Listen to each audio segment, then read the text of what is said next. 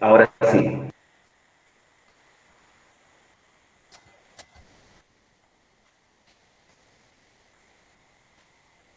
Estás muteada, Susana. Bien, bueno, buenos días.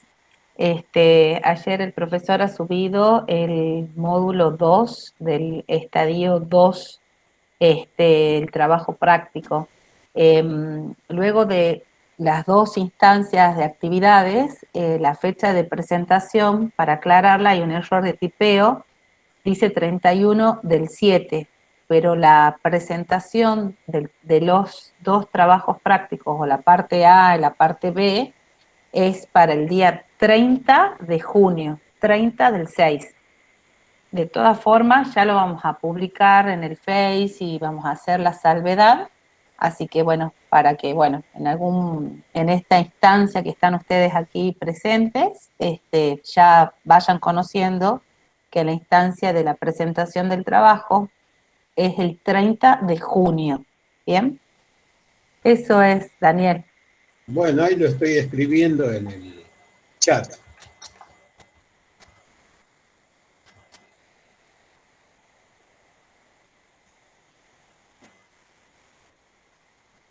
Y también, bueno, ya se lo va a colgar en el campus. Sí. Ya se va a abrir la pestaña con el módulo 2 del estadio 2.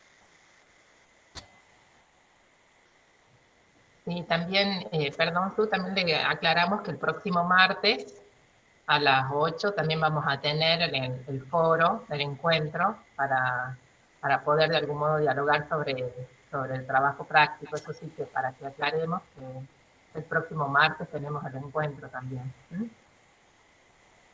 E invitarlos y decirles, y bueno, ustedes puedan transmitirles al resto de los compañeros, que son sumamente importantes los foros, porque bueno, hemos podido, bueno, ya después vamos a dar tal vez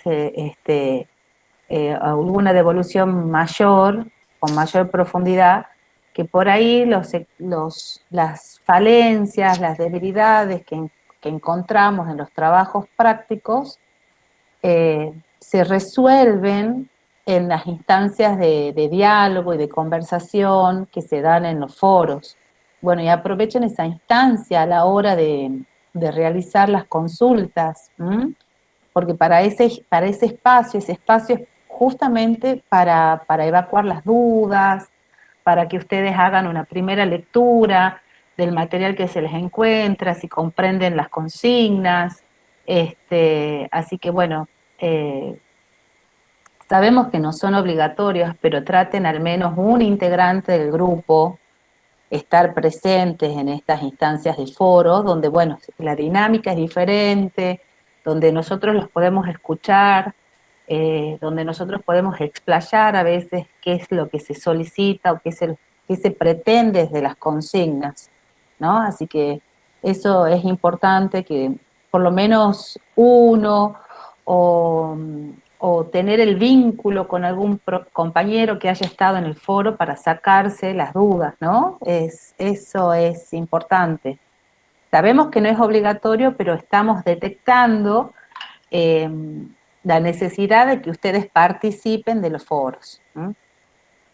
Eso me parece importante decirles. Claro, sería bueno, como decís, Susana, que si no pueden todos, al menos el grupo esté representado con al menos uno o dos de los integrantes, y los que no tengan grupo, bueno, hagan el esfuerzo de estar.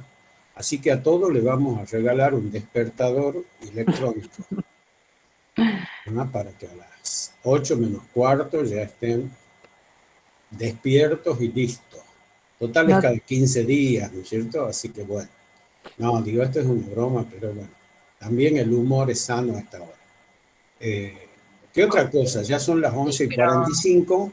sí, solo quería comentarles que nosotros también, contemplando esto, la cátedra tiene el resguardo de la grabación de todos los encuentros.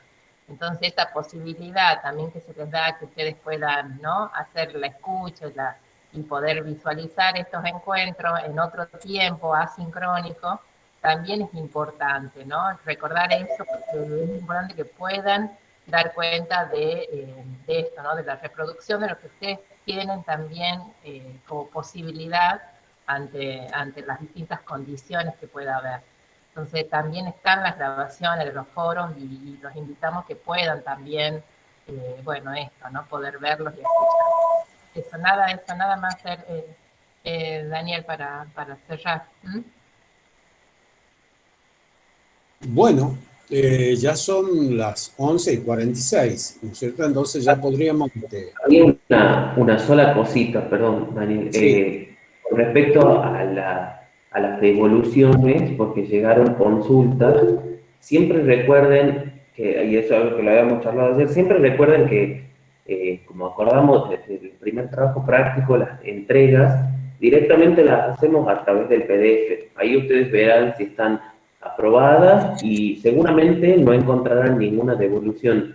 Las devoluciones que se hacen en el campo son para quienes tienen que rehacer de algún modo su trabajo y ahí se les indica completar o trabajar mejor tal punto, etc.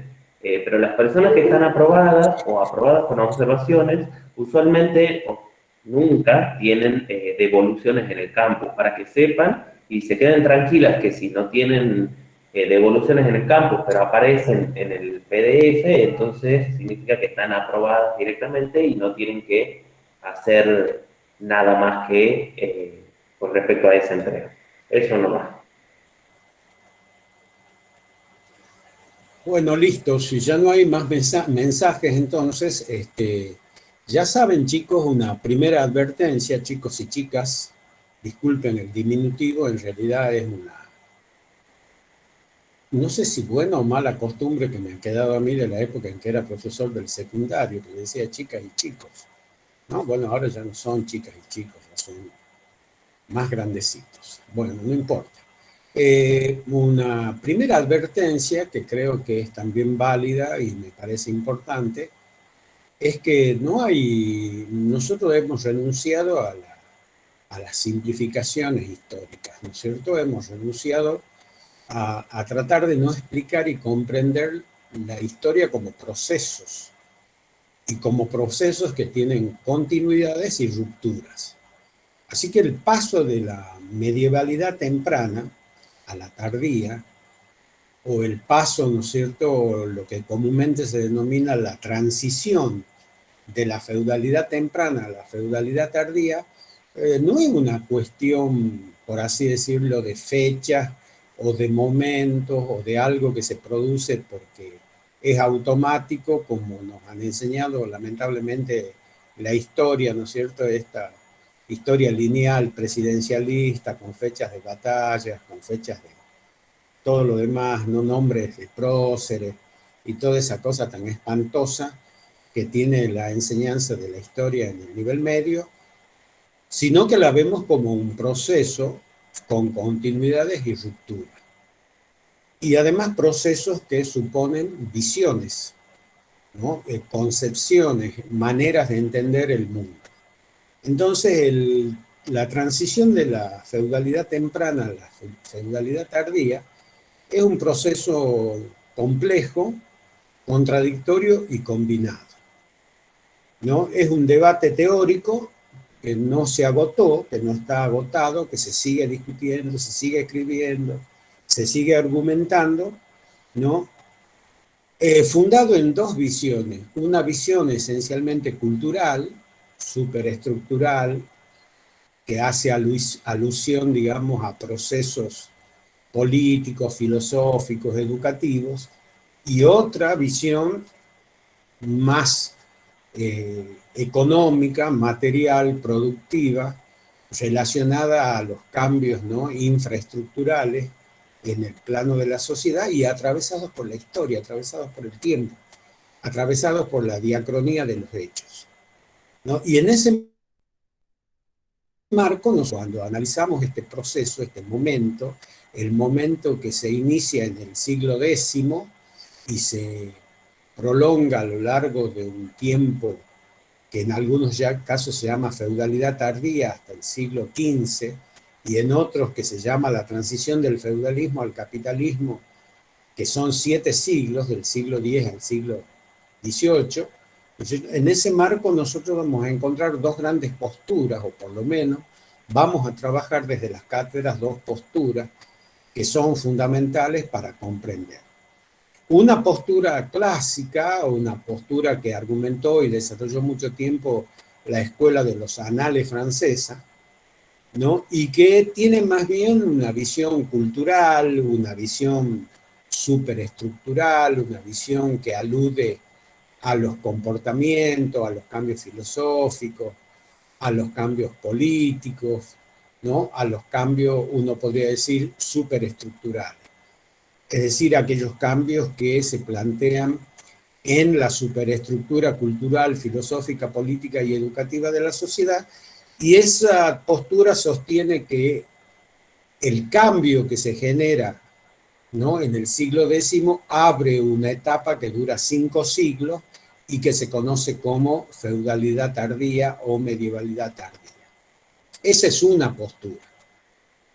Pero hay otra que la contrapone, hay otra que la refuta en cierto sentido o demuestra de otro modo y con otros procesos de argumentación y de análisis histórico, que se llama la postura alternativa, y que está impulsada ya no por la escuela de los historiadores franceses de los anales, sino por todo un grupo de historiadores realmente de distintos lugares del mundo, japoneses, canadienses, ingleses, alemanes, franceses, que se llama o se denominó el Club Ciencia y Sociedad, con sede en Londres, y ellos tienen, ¿no es cierto?, una visión distinta.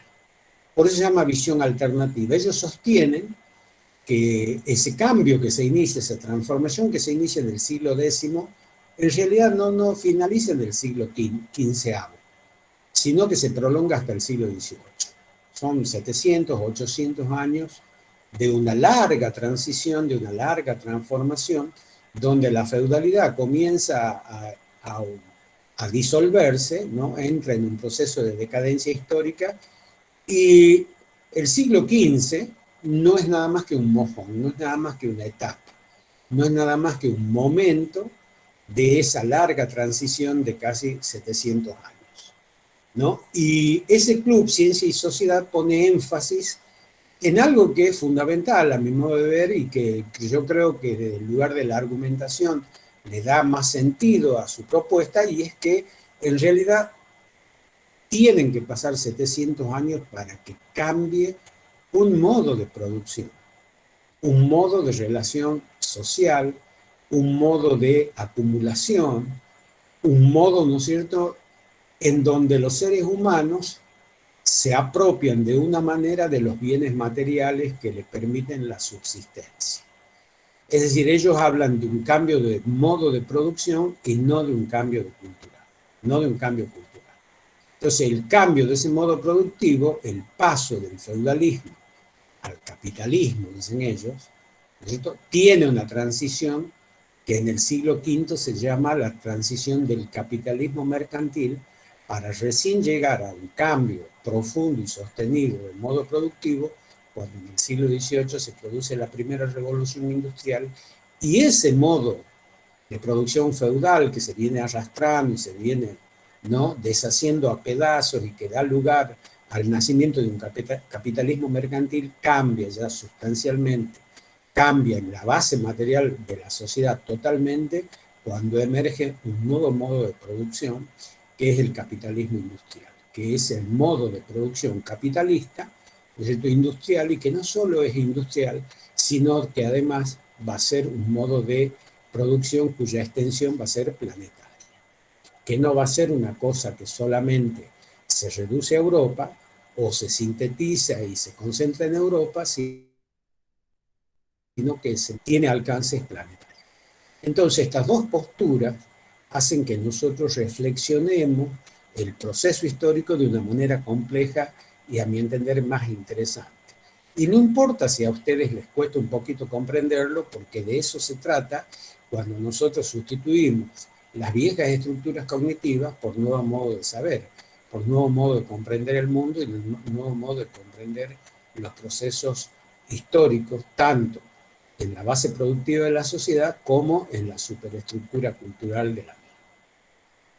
Entonces, sobre la base de esas dos posturas, nosotros vamos a ver cómo se produce este paso. Vuelvo a repetir, no es una cuestión automática, ¿no es cierto?, que en el siglo X los europeos se acostaron con el modo de producción, ¿no? Perdón, con la feudalidad antigua, ya en proceso de ocaso histórico, y al otro día comenzó la feudalidad tardía. No es así. Es un proceso histórico de transformación sucesiva que tiene y que está sujeta a lo que se llama la ley del desarrollo desigual y combinado, porque además no es un proceso homogéneo. No se da de la misma forma en toda Europa. En Europa se da con significativas contradicciones y con significativas paradojas, ¿no? Así que bueno, para los miembros, ¿no es cierto?, del Club Ciencia y Sociedad, vuelvo a repetir, este proceso es un proceso largo, 700 años. Para la Escuela de los Anales es un proceso más corto de 400 años. Bueno, veamos las diferencias, ¿no? En primer lugar, si desde la Escuela de los Anales nosotros lo miramos a este proceso culturalmente, sí encontramos significativas, ¿no es cierto?, transformaciones en el siglo XIV y en el siglo XV. Si encontramos, por ejemplo, los grandes descubrimientos, los nuevos inventos, encontramos nuevas formas de humanidad, encontramos nuevas formas de relaciones económicas, con el descubrimiento de los continentes, y al mismo tiempo encontramos en la dinámica interna de ese periodo, hay dos renacimientos o hay dos formas de transformación muy importantes. En primer lugar, luego de la depresión del siglo X, que es el llamado siglo de la oscuridad, a partir del siglo XI, del siglo XII y del siglo XIII, comienzan a renacer las ciudades, comienzan a renacer y a reconstruirse después de la destrucción del Imperio Romano y las invasiones bárbaras, las vías de comunicación terrestres, vuelven a florecer los puertos marítimos, fundamentalmente los que están a la orilla del Mediterráneo, pero ojo, también se inicia todo un desarrollo cultural en el Atlántico y sobre todo en lo que se llama el corredor hanseático del Báltico, es decir, en aquellos pueblos que dan al Canal de la Mancha y que no son los pueblos históricamente reconocidos como los pueblos, entre comillas, civilizados de la antigua Europa greco-latina y de la antigua Europa medieval, ¿no? Sí, hay una serie de transformaciones. Pero ¿qué pasa, ¿no?, más allá de eso, renacer de las ciudades? Y en el plano sociocultural y en el plano social aparece y emerge un nuevo sector social muy importante. En los burgos, en las ferias, ¿cierto?, en esas ciudades que renacen, comienza a formarse un nuevo componente social en Europa, ¿no?, en lugares, ¿no es cierto?, geográficos que se llaman burgos. Los burgos son los villorios, son esas ciudades que comienzan a abigarrarse, a amontonarse, a concentrarse alrededor de los castillos, alrededor de aquellos castillos que antes estaban encerrados en los muros en la medievalidad temprana y que ahora alrededor de esos castillos y de esos muros comienzan a nacer las ciudades y donde habitan, ¿no?, esas personas que tienen y que comercian en esas ferias y que conocen el nombre o son denominados con el nombre de burgueses. ¿Por qué? Porque provienen de los burgos. ¿Qué es el burgo? El burgo o los burgos son, ¿no es cierto?, el área o las áreas que antiguamente rodeaban las ciudades medievales o los castillos medievales, donde habitaban aquellas personas que producían para el sostén y la manutención de esas ciudades, ¿no? Eran los ejidos, antiguos ejidos municipales, donde vivían campesinos, feriantes, donde estaban muchas veces localizados los gremios, donde se producían las artesanías y donde comienzan a producirse los intercambios comerciales, ya no solo a partir de una economía de trueque, sino porque también comienza a aparecer lo que se llama la economía sustentada en la moneda o en el dinero. La economía sustentada ya no solo en el trueque, sino a partir de un intercambio comercial donde el modo en que ese intercambio se garantiza o se concreta es a partir ya no solo del trabajo, las especies, el cambio, la contraprestación de servicios, sino a partir de algo que se conoce como la moneda. Esas antiguas monedas de la sociedad y de la economía romana y de la economía antigua vuelven a reverdecer y vuelve a aparecer la circulación del dinero, la circulación y el proceso de acumulación de riqueza que estaba prohibido por la Iglesia, pero para aquellos habitantes de los burgos va a ser fundamental para iniciar un proceso de acumulación temprano, por supuesto, un proceso de acumulación, uno podría decir larvado, de lo que sería la acumulación capitalista, ¿no? La acumulación del dinero, la acumulación del metálico, y no solo la acumulación, la circulación, sino también la reproducción del dinero. Y es el periodo también donde nacen en esos villorios, en esos burgos, en esas ferias, en esas intersecciones de camino, aquellas personas que comienzan también a comerciar con el dinero. Son los banqueros. Son aquellas personas que ante la enorme inseguridad que había por los salteadores de camino, por los villanos, de ahí viene el nombre de los villanos. Los villanos eran aquellos habitantes de las villas amigos de lo ajeno, no vulgarmente conocidos como ladrones o salteadores de camino, que, ¿no es cierto?, se apropiaban indebidamente de la riqueza de comerciantes, de la riqueza de feriantes, de la riqueza de mercaderes. Entonces van a aparecer aquellas personas con un determinado poder material, con un determinado poder hasta militar y con un determinado, ¿no es cierto?, espacio de seguridad, donde van a empezar no solo a guardar el dinero, sino a prestarlo cobrando un interés. Entonces, estamos en presencia en ese tiempo histórico entre el siglo XI y el siglo XII y el siglo XIII de un renacer económico.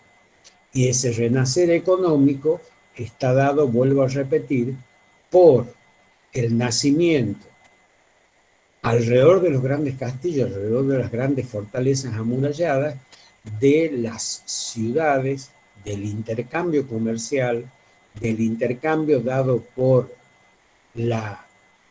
el nuevo trazado de rutas terrestres, la nueva, ¿no es cierto?, implantación, la nueva construcción de grandes, ¿no es cierto?, puertos, sobre todo en el Mediterráneo, pero que, como también les dije recién, también se abre al comercio hacia el Atlántico, hacia territorios desconocidos o hacia territorios donde, ¿no es cierto?, no predominaba, como en la antigüedad, en la antigua civilización del lago, toda esa cultura mercantil que la tradición grecolatina atesoró durante tanto tiempo. Entonces, ¿no?, todo un proceso histórico muy interesante entre el siglo XII y XIII, que además está sustentado en un gran renacimiento cultural, sobre todo en Italia. Ese gran renacimiento cultural, ¿no es cierto?, va a ser sobre todo literario y va a ser también expresivo, artístico, ¿no? Es el primer renacimiento o el proto-renacimiento cultural. La figura, ¿no es cierto?, de Dante Alighieri, por ejemplo, la figura de Boccaccio, ¿no?, la figura de grandes escritores de origen italiano van a dar pauta también de ese renacimiento que se potencia en lo que se llama el 400 italiano, es decir, el siglo XV, 2 siglos después, cuando va a estallar ya el renacimiento propiamente dicho de la cultura occidental, de, ¿no es cierto?, la Europa occidental, y cuyo epicentro va a ser el norte de Italia. Va a ser el nacimiento de la burguesía piamontesa en todo su esplendor, esa burguesía donde habita, ¿no es cierto?, ese señor que se llama Maquiavelo, ¿no?, que es uno de los primeros teóricos de la política moderna, ¿no?, y que es la burguesía veneciana, es la burguesía piamontesa y es la burguesía de toda la zona, ¿no es cierto?, de Turín, de toda la zona del norte de Italia.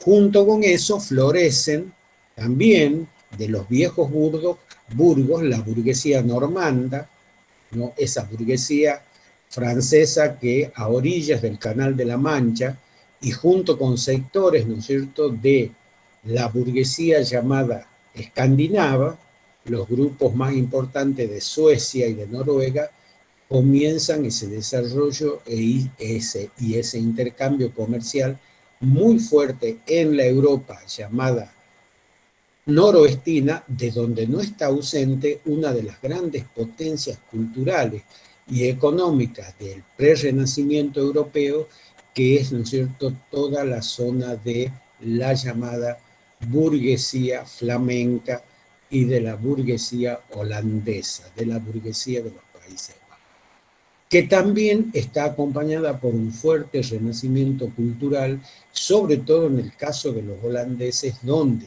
el desarrollo de su ciencia expresiva, como la pintura, la escultura y la escritura, va a ser fundamental en este tiempo. Los pintores holandeses del Renacimiento y del Prerrenacimiento, del 400 y del 500, hicieron escuela, pero no solo hicieron escuela, atrajeron de todos los puntos de Europa, ¿no?, convocaron desde todos los puntos de Europa hacia ciudades como Rotterdam o hacia ciudades, ¿no es cierto?, como el puerto de, como ya me voy a acordar, Rotterdam y el puerto de los Países Bajos, de Flandes, ya me voy a acordar el nombre, ¿no es cierto?, que van a transformarse en grandes centros comerciales y protocentros industriales de ese renacimiento temprano. Entonces, la medievalidad tardía es un proceso complejo que nosotros lo tenemos que entender a la luz de esas transformaciones. No es que un día, vuelvo a repetir, los europeos se acuestan a la noche con el fin de la medievalidad temprana y al otro día se despiertan con el comienzo de la medievalidad tardía, sino un largo proceso, ¿no?, de transformación, primero productiva, después cultural, después urbanística, después expresiva. Dicho de otra manera, son procesos integrados, no procesos aislados. Y ese proceso está en el marco de todo lo que ocurre con el 400 y el 500, donde se ponen además en tela de juicio, donde se cuestionan, donde se refutan los grandes saberes provenientes de la medievalidad temprana, de la medievalidad, digamos, de la primera medievalidad, de la medievalidad temprana, y que son heredados de la tradición greco-latina. Es el momento histórico donde desde el norte de Italia y desde los Países Bajos se inicia todo un proceso de refutación científica a partir de la producción intelectual y a partir, ¿no es cierto?, de la producción científica de todo lo que son las tradiciones conceptuales, las tradiciones epistemológicas, los discursos del saber y de poder instalados, ¿no es cierto?, a lo largo de la medievalidad, y no es nada más que la refutación de la concepción de universo, de la concepción de ser humano y de la concepción, ¿no?, de todo lo que es el sistema organizador del sistema planetario, que hasta ese momento tiene un discurso y que es un discurso falaz. Y que los descubrimientos científicos los descubrimientos culturales de ese proto-renacimiento y el renacimiento mismo van a refutar, ¿no? Entonces, por un lado tienen razón los franceses cuando dicen, bueno, los grandes cambios que se producen en estos 5 siglos, entre el 10 y el 15, dan inicio a la era moderna. Sí, desde ese lugar, desde lo cultural, desde lo específicamente superestructural, estamos de acuerdo, pero los cambios productivos aún no han acontecido. Por más que los descubrimientos, los grandes descubrimientos, ¿no es cierto? El descubrimiento de América, los grandes continentes de África y la exploración de Asia, que ya era conocida, no fue descubierta, ya la había explorado y ya había viajado y ya había escrito Marco Polo en el 1200, ¿no? Grandes cosas, hizo un gran aporte con su libro, con su enorme libro que son las crónicas de su viaje hacia el Oriente, ya se sabía de la existencia del Oriente. Pero África, digamos, va a ser recientemente conquistada cuando los navegantes portugueses, ¿no es cierto?, como Sebastián Caboto o Sebastián Elcano, van a circunnavegar el Cabo de Buena Esperanza y van a descubrir que hay un enorme continente al sur de Europa y que está poblado por una nueva forma de humanidad, que es la humanidad de color, que son aquellos habitantes norafricanos en la zona, ¿no es cierto?, del Mediterráneo, que es el norte de África, pero que hacia el sur de África o en el África central o en la llamada África ecuatorial habita otro tipo de humanidad que son aquellas personas que provienen, ¿no es cierto?, de condición étnica negroide, que son aquellos que nosotros vulgarmente caracterizamos como negros.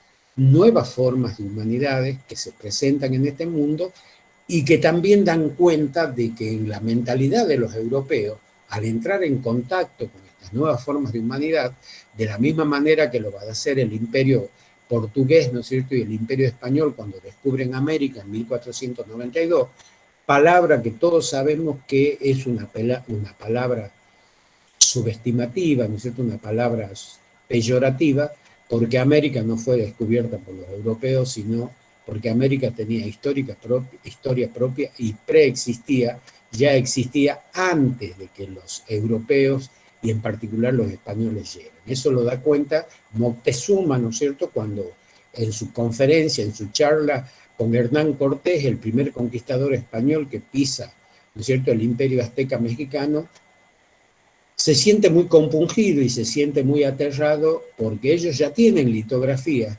de hace 3 siglos atrás, del 1300, donde, ¿no es cierto?, 1200 y tanto, 1300, donde ya habían andado, ya habían recorrido, ya habían llegado a México los habitantes de la isla de Thule o Islandia, los antiguos vikingos, y ya habían pisado suelo mexicano.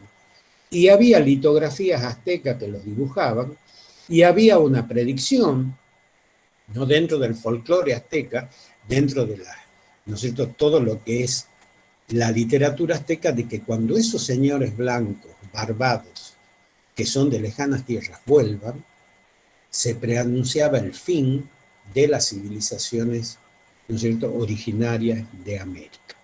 Y eso le generó a Moctezuma, al emperador que hablaba con Cortés, mientras hablaba, pidió, ¿no es cierto?, una hoja de tabaco que estaba enrollada, y a Cortés se llevó una enorme sorpresa de ver cómo alguien le acercaba fuego y esa hoja de tabaco seca y enrollada, Moctezuma la fumaba y echaba, ¿no es cierto?, humo por la nariz, y Cortés decía, parecía un demonio que echaba humo por la nariz. Claro, estaba descubriendo el tabaco y estaba descubriendo cómo, ¿no es cierto?, los aztecas ya fumaban la hoja reseca y la hoja enrollada, y los europeos desconocían ese hecho, ¿no? Así que bueno, entonces, ¿por qué digo todas estas cosas? ¿Por qué hago todas estas alusiones? Primero, porque haciendo un paréntesis en lo que decimos, América hay todo un relato de disminución, hay todo un relato peyorativo, hay todo un relato de dominación, y hay todo un relato, ¿no es cierto?, donde nosotros siempre aparecemos como subordinados a ellos. Ellos nos descubren, nosotros no existíamos. Si ellos nos llegaban, nosotros no teníamos entidad ni vida propia. Bueno, esa es una de las grandes tesis que cuando hablamos del Renacimiento nosotros tenemos que, como latinoamericanos, revisar, ¿no? La historia ya saben que es una continua revisión, una continua interpretación, va a pasar el tiempo y ya nosotros, ojalá llegue algún día, en que no hablemos ni del 12 de octubre, que por suerte dejó de ser el Día de la Raza, no se sabe de qué raza, todos sabemos que, ¿no es cierto?, cuando le ponemos predicado a ese enunciado, sabemos que es de la raza blanca y europea, porque no son de las razas de América, ni de la etnicidad de América, ni de nuestra etnicidad endógena, sino del conquistador blanco y europeo, y también tenemos que dejar de hablar de descubrimiento o de continentes y de historia, o como decía el mismo Hegel, ¿no es cierto?, un continente que es solo naturaleza y es un continente sin historia, habitado por leones calvos. Era tanta su ignorancia que no sabía que en América los leones no existían, existían los pumas. Entonces a los leones les llamaba, a los pumas les llamaba leones calvos. Bueno, siempre hubo una gran ignorancia por parte de los europeos que adecuaron su discurso a las tierras y a los, ¿no es cierto?, a las latitudes descubiertas en esta modernidad temprana. Entonces, dos posturas que son fundamentales comprender. Una cultural, que dice que el renacimiento, la medievalidad, ¿no es cierto?, tardía, comienza en el siglo X y llega al siglo V, y otra economicista, no el grupo de historiadores neomarxistas, donde, ¿no es cierto?, su referente fundamental fue Erich Hobsbawm, un austríaco radicado en Inglaterra, y que lo funda ese, ¿no?, centro, ese círculo, ese club, y donde los historiadores más bien hacen historia económica, trabajan los fundamentos del desarrollo productivo y ellos le van a denominar a esos procesos históricos como cambios en los modos de producción. No hablan de la cultura, la cultura es sucedánea, la cultura, digamos, es el consecuente de esta transformación productiva. Todo lo que genera los cambios y las transformaciones en la sociedad es el cambio, son los cambios del modo de producción. El consecuente del cambio de los modos de producción es cultural, es superestructural, es filosófico y político.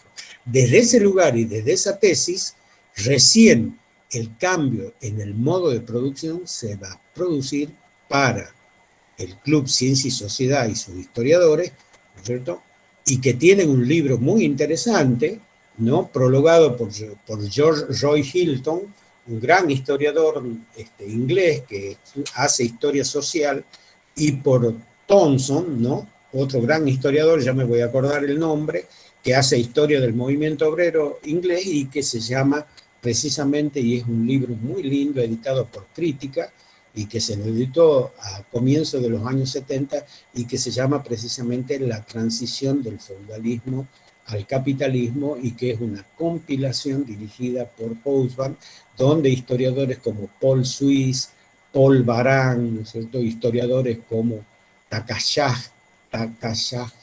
o algo así, no me sale bien el japonés, ¿no?, que estudia el feudalismo en Japón, hacen sus contribuciones para analizar esa transición, ese momento histórico tan apasionante como, ¿no es cierto?, fue el paso de la feudalidad temprana a la feudalidad tardía. Siempre, vuelvo a repetir, que entendamos que la feudalidad tardía no es nada más que la primera etapa de una larga transición.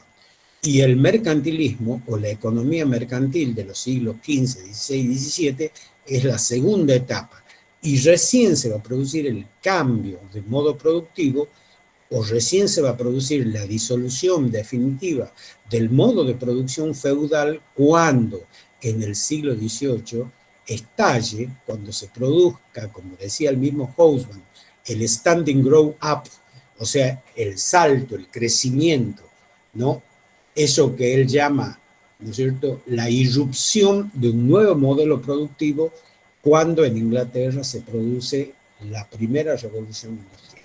Y no solo en Inglaterra, porque ese es otro relato mítico que los ingleses los han hecho a su propósito y a su talla, a su medida, sino que también se produce en el norte de Francia, en toda la zona de la Francia, ¿no es cierto?, normanda, burguesa, en toda la zona de los Países Bajos, en toda la zona, ¿no es cierto?, del corredor del Báltico alemán y dinamarqués, y en toda la zona del mundo escandinavo, que también da o que también limita marítimamente con el mar Báltico, ¿no es cierto?, y concretamente en Suecia, ¿no es cierto? Los suecos, ¿no?, y después los noruegos también participaron de ese primer desarrollo industrial temprano en el siglo XVIII. Así que hecha esta aclaración, nosotros ahora podríamos tratar de comprender qué pasó en la feudalidad tardía. Y en la feudalidad tardía nosotros vamos a observar, yo les dije, un proceso de desarrollo desigual y combinado, desigual y contradictorio. Vamos a observar una gran paradoja, vamos a observar una gran, yo diría, más que interesante contradicción, lo cual demuestra que los desarrollos históricos no son lineales, ni son tampoco evolutivos. No es como un cuerpo que crece según etapas evolutivas. En lo social, lo evolutivo está fuertemente cuestionado, ¿cierto? Y en lo social, la contradicción es la madre del análisis. La contradicción es lo que convoca la pregunta, ¿no? Y esta contradicción, sustentada en una gran paradoja europea, va a plantear cómo el desarrollo de lo que realmente, o de las sociedades que realmente llevan adelante las transformaciones productivas, reflejan a las sociedades más atrasadas culturalmente de Europa. Esto es muy interesante, ¿no? No son las sociedades avanzadas de Europa que atesoran la antigüedad greco-latina, como Italia, como Grecia, como toda la zona del Mediterráneo, donde está el enorme imperio español, las zonas más avanzadas, que heredan de la antigüedad toda esta tradición que les decía, las que van a ser las sociedades que van a cambiar o que van a llevar impresas esta transformación productiva, esta transformación cultural a la que estamos haciendo alusión. Si no, son las sociedades más atrasadas. Inglaterra, por ejemplo, ¿no? La zona de los Países Bajos, Holanda y lo que es el antiguo territorio de Flandes. Ustedes no se olviden que hacia Flandes migra toda la burguesía judía y toda la burguesía de origen moro que estaba asentado en los reinos llamados de Cataluña, en el reino, en los países de los vascos, ¿no es cierto?, en el reino de todo lo que son los países que en ese momento se llamaban así, ¿no es cierto?, o regiones del norte de España, porque son fuertemente perseguidos por cuestiones religiosas por los llamados reyes católicos en España, por Isabel y Fernando, luego que el reino de Castilla y Aragón se unen en un matrimonio dando origen a esto que nosotros en el mito, ¿no es cierto?, en la historia esta boba contada hemos denominado reyes católicos. Bueno, los reyes católicos van a expulsar de España a aquellos o aquellas expresiones de esa burguesía, de esos fundos, de esos burgos, de esos comerciantes, de esos banqueros que habitando toda la región de Cataluña, toda la región vizcaína, toda la región vasca de la España pirineica, los expulsan y ellos se van. Y a los que no los expulsan, a los que se rebelan, como fue la revolución de los comuneros en 1519, lo pasan por las armas, como hizo, ¿no es cierto?, el rey católico, ¿no es cierto?, el esposo de la reina Isabel la Católica, ¿no es cierto?, cuando se rebelan, que los pasan por las armas, los degüella, la supresión, ¿no es cierto?, con sangre, la represión que imponen los reyes católicos a los comuneros de la propia Castilla, a los comuneros de Aragón, a los comuneros del País Vasco, a los comuneros, ¿no es cierto?, de lo que son las regiones vizcaínas y las regiones de la burguesía catalana, va a ser muy dolorosa. Y van a expulsar también a educadores muy interesantes, como Nebrija, ¿no? Don Jaime de Nebrija, que se radica históricamente, se va a radicar en los Países Bajos y va a estudiar a la luz del pensamiento de Erasmo de Rotterdam.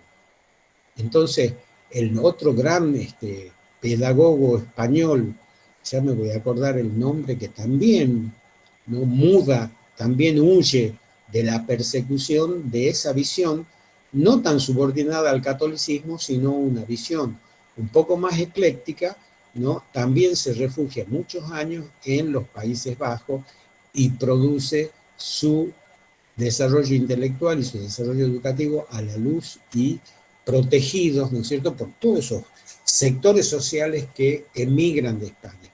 España se queda sin burguesía, España se queda sin industria.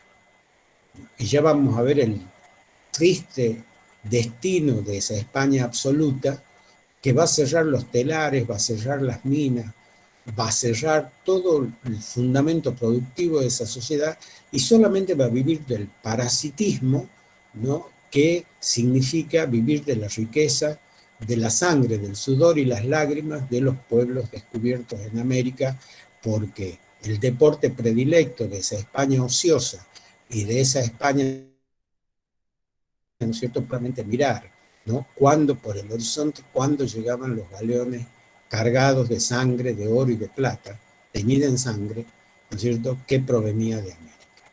Una España, ¿no es cierto?, que el mismo Don Quijote de la Mancha y toda la literatura del siglo de oro español se va a burlar de manera terrible. Quevedo, ¿no es cierto?, todos los relatos de ese tiempo, la picaresca española no es nada más que la sátira a una sociedad, ¿no es cierto?, que ha renunciado al trabajo. Los hijos de algo, es mentira eso de que los españoles son guapos, ese es otro mito, ¿no es cierto? Algunos españoles son guapos. Las clases bajas, los campesinos pobres, los que hervían las patas de gallina para comer. Pero los hijos de algo, los nobles españoles, los virreyes, los capitanes generales, los intendentes, los hacendados y los latifundistas españoles fueron todos parásitos sociales. Vivían del trabajo ajeno, vivían de la apropiación del trabajo ajeno. Entonces, estas cuestiones, esta paradoja tan interesante donde la transformación de la Europa, ¿no es cierto?, medieval tardía en una sociedad mercantil pujante, pero además donde se produce el proceso de acumulación capitalista primaria, que es el proceso de... no va a ocurrir en las sociedades supuestamente adelantadas de ese tiempo. No ocurre en el norte de Italia, no ocurre en la España de los Habsburgo, no ocurre, ¿no es cierto?, en esa España donde no se ponía el sol, como decía Carlos V, porque cuando es mi imperio tan grande, decía Carlos V, que cuando de noche es en Madrid, en las Filipinas, el sol ya ha salido. Entonces, en ese imperio donde no se ponía el sol, ¿no es cierto?, que era también el depositario de toda la cultura más avanzada de la medievalidad cristiana, 12 siglos de medievalidad, tampoco ocurre ese renacimiento económico y el desarrollo de la Europa mercantil. El desarrollo de la Europa mercantil va a ocurrir en las regiones más atrasadas culturalmente del mundo. Pongo un ejemplo, la Britania. Pongo otro ejemplo, el corredor de la Liga Hanseática. Todo lo que es el corredor del Báltico, todos los puertos del Báltico, ¿no? Todo ese sector que no es el sector tradicionalmente cultural de la antigüedad y de la herencia grecolatina, entra en ebullición histórica, entra en ebullición productiva, entra en un sostenido desarrollo del capitalismo mercantil, entra en la producción manufacturera artesanal para, ¿no es cierto?, con sus industrias artesanales, habilitar, ¿no es cierto?, aprovisionar a todos esos sectores de la Europa parasitaria donde el descubrimiento de los grandes continentes ha fomentado aún más el parasitismo de sus clases esenciales. Acuérdense de lo que decía, ¿no?, ya no solo el hidalgo, el ingenioso hidalgo Don Quijote de la Mancha, que hablaba, ¿no es cierto?, de que en su metáfora sobre Don Quijote, ¿Qué era la España? La España era una España gobernada por un caballero que tenía seco el cerebro, ¿no? Y que creía que todavía vivía en la medievalidad, un caballero andante, que era la iconografía de las clases dominantes españolas. ¿Y cuál era su escudero? El gordito, el práctico, el tipo que hacía las cosas. La representación de la burguesía española era nada más y nada menos que Sancho Panza. Pero la representación de las clases esenciales en Europa era, ¿no es cierto?, un enjuto, un seco, ¿no es cierto?, un flaco caballero de larga figura que vivía alienado todavía, luchando contra los molinos y creyendo que era un caballero medieval de armadura y que con su lanza y su caballo, ¿no?, embestía contra sus enemigos imaginarios. Esa sátira, esa enorme novela, ¿no es cierto?, de Miguel de Cervantes Saavedra ilustra más que nada esta paradoja cruel de ese desarrollo histórico de lo que es la transición de la medievalidad tardía al nacimiento de la economía mercantil. Paso que, como les decía, lo dieron algunas regiones de Europa y otras históricamente se quedaron rezagadas. Curiosamente, las regiones rezagadas fueron aquellas que desarrollaron un gran esplendor antiguo y medieval, temprano. Pero en la medievalidad tardía comienza su sostenido ocaso. Es el caso del norte de Italia, la Italia renacentista, la Italia, ¿no es cierto?, de esa burguesía comercial extraordinaria, que era la burguesía comercial veneciana, que dominaba todos los mares, que tenía influencia en todo el Mediterráneo. Cuando se abre el comercio hacia el Atlántico, entra en un proceso histórico de extinción, entra en un proceso histórico donde queda reducida en 2 y 3 siglos a una condición social secundarizada, a una clase social de antiguos privilegios y que hoy ya no los tiene. Lo mismo que la burguesía piamontesa, lo mismo, ¿no es cierto?, que todos los sectores de la corona lusitana, de la casa de los Braganza y todo lo demás. Lo digamos entonces en otros términos. Mientras comienza en el siglo XII y en el siglo XIII y luego con el renacimiento del 400 y el 500 y los descubrimientos, el fin, o por lo menos el inicio de la economía mercantil que preanuncia el fin de la sociedad medieval temprana y tardía también, nosotros tenemos un doble espejo que hay que mirar. Y ese doble espejo a nosotros nos va a decir, porque además cuando veamos la educación moderna lo vamos a entender mejor, por qué a partir de Trento y por qué a partir de la Reforma y por qué a partir del quiebre espiritual de la modernidad, donde uno de los íconos de la medievalidad, que es la Iglesia, se parte en dos, hay dos regiones que aparecen nítidamente, no solo enfrentadas, sino fuertemente diferenciadas en su modo de ser. Y a nosotros nos tocó que nos conquiste la región o una de las regiones más atrasadas de Europa y nos impusiera como un San Benito, ¿no es cierto?, como una especie de cepo alrededor de nuestro cuello del que no podemos zafar, que es el parasitismo de sus clases esenciales, que es el parasitismo dado por el latifundio, que es el parasitismo dado por la ausencia de una clase burguesa, ¿no es cierto?, acumuladora, comercial, industrial, que acumula pero reinvierte, no acumula en un sentido suntuario. Porque esas son las dos diferencias entre las clases burguesas del noroeste europeo y las decadentes burguesías que van a dar acceso a las llamadas monarquías absolutas en el sur de Europa, que permiten, ¿no es cierto?, el nacimiento de sectores sociales con un alto parasitismo social, que no trabajan, que no crean industria, que no reproducen el capital, que no crean nuevas formas de producción, sino que solamente se limitan a vivir de la renta, como en el caso de España y Portugal, que le producen sus grandes dominios coloniales. Por eso, en el siglo XVIII, cuando se agotó el oro del Potosí, cuando se agotó, la plata del Potosí, no las platas del oro de las minas peruanas de Huancavelica, que fue el yacimiento aurífero más grande de la época colonial, esas economías entran en una crisis definitiva. Mientras los ingleses, los franceses, los nórdicos, ¿no es cierto?, la zona de Europa, que antiguamente fue una zona atrasada, son las zonas más prósperas y con fuerte desarrollo industrial y comercial. Entonces, hecha esta aclaración, ¿no es cierto?, habiendo producido esta aclaración, nosotros vamos a hacer, siendo las 12:36, faltando una hora para que termine la clase, una primera apertura del diálogo para ver qué es lo que ustedes han comprendido de esto que les digo, porque yo supongo que ustedes ya han visitado un poquito el módulo, ya lo han visto la medievalidad tardía, la medievalidad temprana, las diferencias que hay, pero lo que no han visto es cómo ocurre este cambio.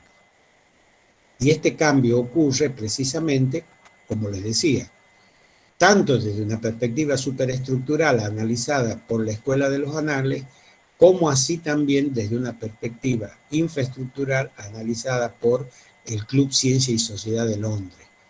Y si bien aparentemente las dos confrontan, no están así porque en realidad se complementan.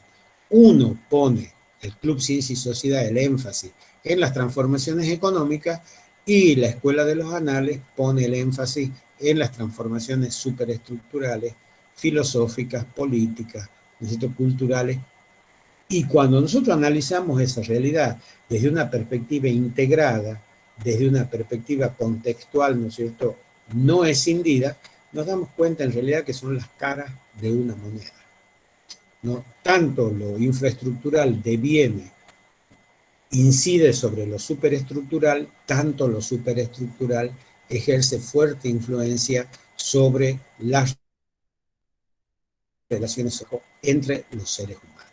Ese es un poco el mensaje y esa es, o al menos esos son los posicionamientos, las visiones, las reflexiones teóricas que sobre este tema hacemos desde la cátedra. Lo importante es saber si ustedes lo comprenden a esto, lo interpretan. Y por eso también, para que ustedes lo lean, para que ustedes lo, como quien dicen, lo sedimenten, hemos convocado el martes que viene a esta especie de foro, donde a partir de las lecturas y a partir de esta clase, ustedes se vayan ubicando mejor, ¿no?, en este tiempo histórico. Tiempo histórico, como podrán ver, siguiendo la tradición del Club Ciencia y Sociedad, se prolonga hasta el siglo XVIII, es decir, se la come de un bocado a la modernidad temprana. Tiempo que si lo miramos desde la Escuela de los Anales, esa medievalidad termina con el descubrimiento de América, con los grandes inventos y con el nacimiento de la economía mercantil. Bien, hacemos entonces una primer cuadro de diálogo y si no están escritas, al menos preguntas o levanten la manito, como dice ahí. Yo recién veo ese de levantar la mano, ¿no? Pero bueno.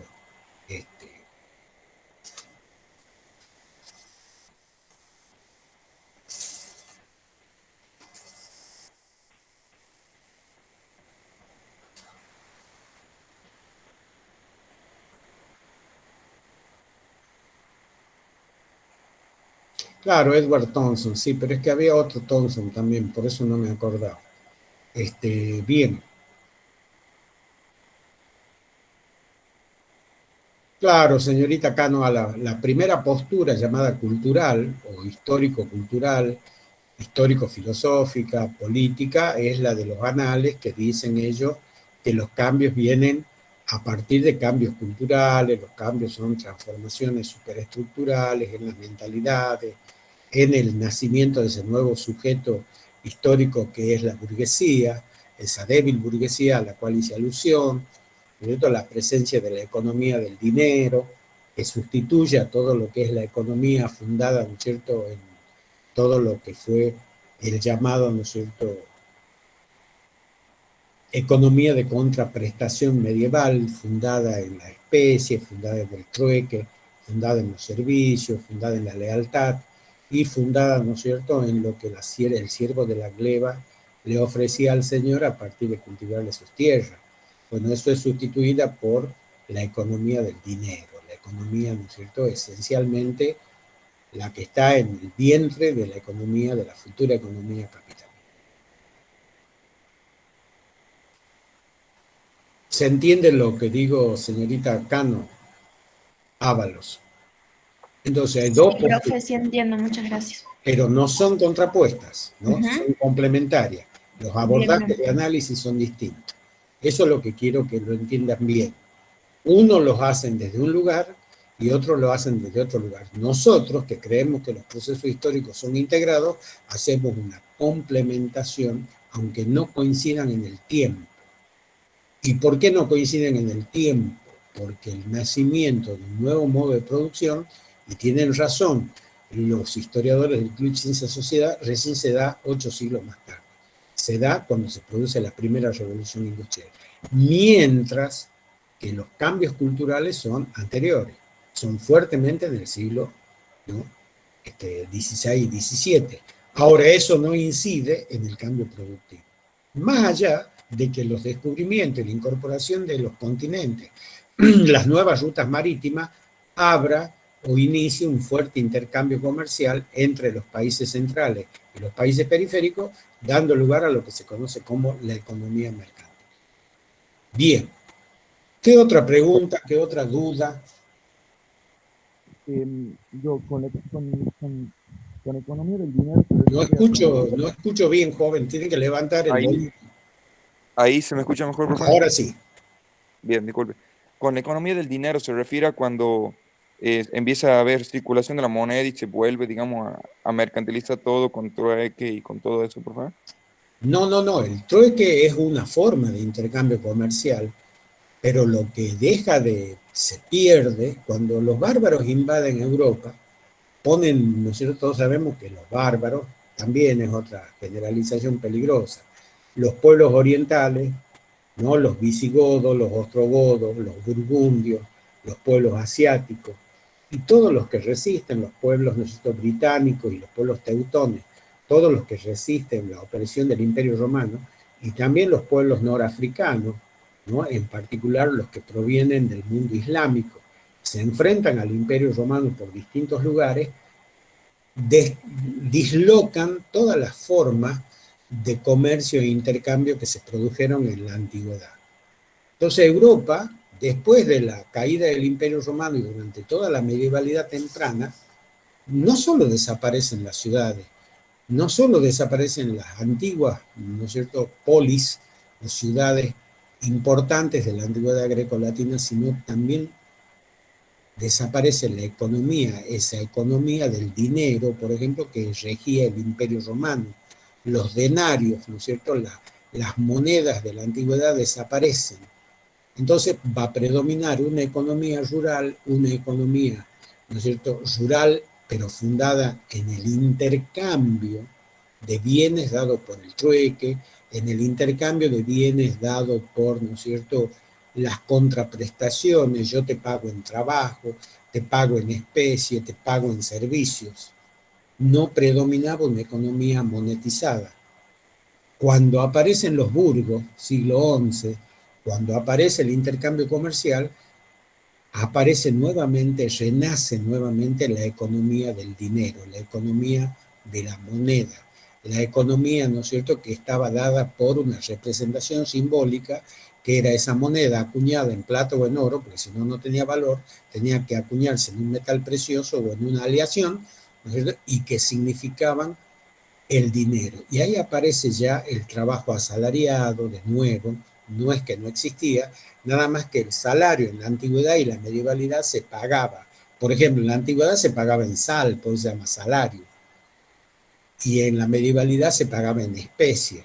El campesino cosechaba, el patrón se agarraba el 80% y le dejaba el 20% de las semillas para que sobreviva con su prole todo un año y se alimente, y la carne no era del ciervo, ¿no es cierto?, las plantas no eran del ciervo, los frutos no eran del ciervo, el ciervo solo comía el 20% que le daba el dueño de la tierra o el señor, ¿no es cierto?, para que sobreviva él y su prole. Entonces, la economía del dinero renace, ¿no es cierto?, en o a partir del nacimiento de los burgos, de las ferias, de los intercambios comerciales, de todo lo que empecé a comentar, y las monedas no van a ser monedas únicas, universales, van a ser distintos tipos de moneda que circulan en ese tiempo por todo ese mundo europeo. Pero ya aparece la llamada, ¿no es cierto?, circulación del dinero. Y ese dinero va a ser, o ahí va a estar el origen del capitalismo, de este capitalismo mercantil que estalla 3 siglos más tarde, o de ese capitalismo mercantil que comienza a enriquecer a la naciente burguesía, a los comerciantes, a los feriantes, a los mercaderes, y que da origen a los banqueros. Hay un libro de Jacques Legoff, no sé qué se llama, ¿no?, Mercaderes y banqueros de la Edad Media, que es muy interesante leerlo y que tiene que ver con esto que estamos diciendo. Así como hay otro también de Jacques Legoff, que es un gran medievalista, que se llama Intelectuales, ¿cómo era? Algo así con intelectuales. Ya me voy a acordar la otra parte. Intelectuales y banqueros de la Edad Media. Intelectuales y banqueros, ¿no era Sí. mercaderes y banqueros? Mercaderes y banqueros. Mercaderes y banqueros, y los otros son los intelectuales de la Edad Media. Los intelectuales de la Edad Media, así es. Entonces, que es un gran medievalista, explica todo esto del origen, no del origen del dinero.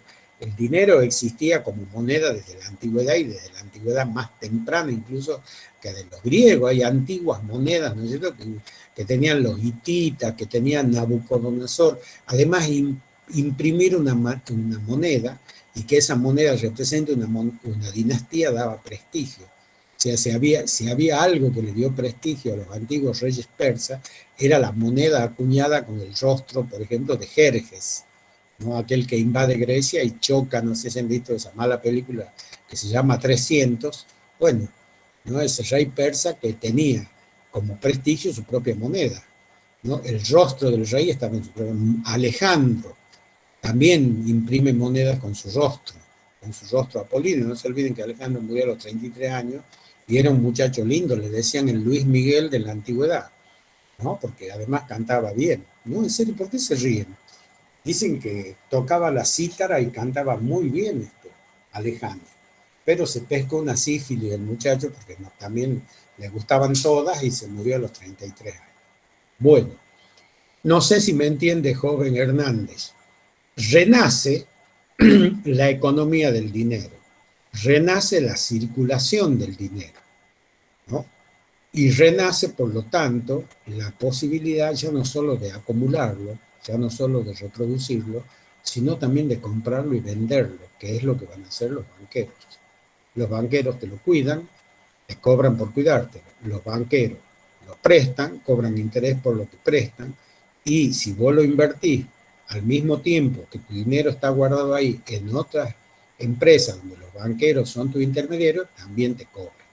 Entonces, todo lo que es la circulación y la acumulación del dinero comienza allá por el siglo XII, siglo XIII, cuando comienzan los burgos a desarrollarse, se transforman en ciudades, se transforman en ferias, se transforman, ¿no es cierto?, en centros comerciales muy importantes, en puertos importantes de la medievalidad tardía. No sé si contesto su pregunta. No quiere decir que desaparezcan las formas económicas de la medievalidad temprana, porque no se va a abolir, ni el siervo de la gleba va a desaparecer, ni, ¿no es cierto?, el servicio que los siervos y el campesino le brindan al Señor, porque además ellos no son los propietarios ni los que acumulan monedas. Ellos van a seguir prisioneros del modo de producción feudal hasta incluso después de la Revolución Francesa, ¿no? Y la esclavitud es algo que ni siquiera tampoco se va a borrar del universo de las sociedades. No se olvide usted de que Alejandro Heredia, gobernador tucumano, acá en el Tucumán de 1832, todavía había esclavos. Todavía hay casos de esclavos que reclaman su libertad acá en América, y muchos de ellos son negros, porque había muchos negros en, ¿no es cierto?, el noroeste argentino que tenían esa condición de esclavos, y les reclaman a ese gobernador su libertad, ¿no? Y él les otorga la libertad porque Alejandro era un ilustrado. Disculpen que me haya ido al siglo XIX así de golpe y raje, es significativa las cosas que había acá en Tucumán, como por ejemplo prestar esclavos. No hay un litigio muy lindo acá que yo lo tengo, porque investigué eso cuando escribí un libro inconcluso, estoy escribiendo un libro inconcluso sobre Alejandro Heredia, donde, por ejemplo, le pide al gobernador un esclavo que ha sido prestado a Santiago. El dueño de un esclavo le pide a Alejandro Heredia que le devuelvan su esclavo de Santiago. El problema es que él lo ha prestado a otro señor santiagueño, ese señor lo ha explotado tanto que el esclavo se ha muerto. Entonces le pide que un resarcimiento económico por ese esclavo muerto. Estamos hablando de 1834. O sea que la esclavitud, ninguna de las formas de dominación, las formas de sujeción de la condición humana desaparecen, sino que van cambiando o variando con el tiempo, ¿no? Pero el renacer del dinero es propio de esta época. No sé si contesto su pregunta. Sí, sí, sí. Bien, ¿qué otra cosa? ¿Alguna otra cosa? ¿Alguna otra pregunta? Y bueno, si no hay otra pregunta, entonces una vez que hemos hecho esta aclaración conceptual, podemos ir dejando planteadas algunas cuestiones relativas a al proceso desarrollado en, ¿no es cierto?, la dinámica de la educación de la medievalidad tardía. Y acá también hay otra transición muy interesante en el paso de la medievalidad temprana a la medievalidad tardía en los fenómenos o en el proceso educativo que obviamente se produce en la superestructura cultural de la sociedad, y esa figura, esa transición, ese modo interesante que yo reconozco había estudiado con bastante superficialidad o no le había prestado atención en otro tiempo, y es, ¿no es cierto?, la figura de Alcuino de York en el siglo IX, siglo VIII y siglo IX, y que de alguna manera antecede a este paso o a esta transformación entre la medievalidad temprana y la medievalidad tardía. Él es como una bisagra, por dos razones. Primero, porque representa una educación estatal, una educación que sustituye